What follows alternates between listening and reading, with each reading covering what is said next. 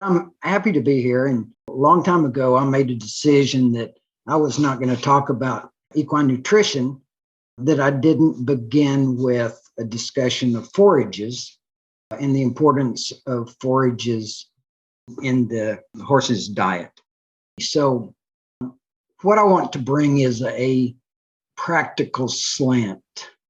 There are a lot of test tube clinkers out there that have never fed a horse. And I want to try to put it in terms that give you an opportunity to improve your understanding of what you need to do from a nutrition standpoint. So the horse evolved as a wandering herbivore, didn't they? They're a continuous grazer. They have a functional cecum or hindgut that relies on billions of bacteria to help them digest and utilize fibrous feed. Well, man, in all of his wisdom, has said that, this evolutionary adaptation is probably not very efficient.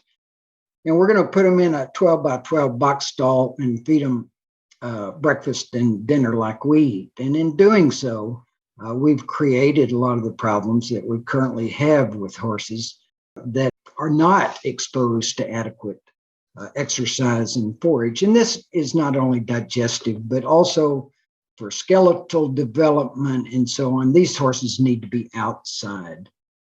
And so it's important that we understand what forages are appropriate for these horses, how we can utilize forage to help solve some of our disease states, and so on. My motto is that safe and effective feeding programs for horses should be forage-based.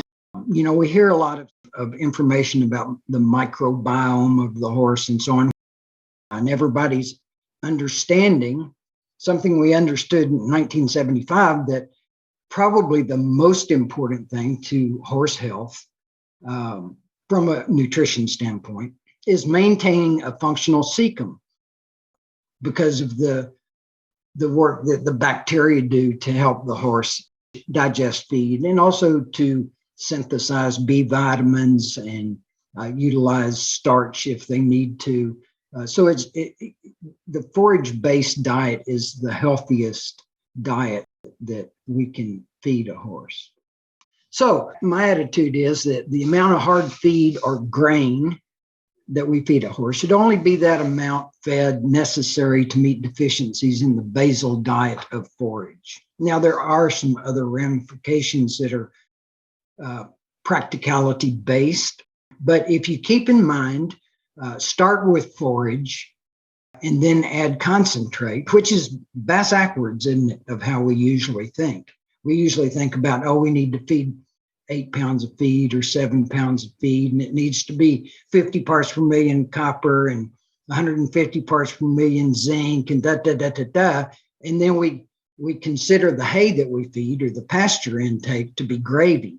And that's the flip of how it should be. We need to think about forage and forage intake and what in our forage we need to supplement in order to meet the horse's needs. So if we look at forage, the forages include the permanent pasture, seasonal pasture, but typically we think about permanent pasture as being what we have horses on. And then we also talk about hay and haylage, and that's grass and legume hay or haylage and small grain hay.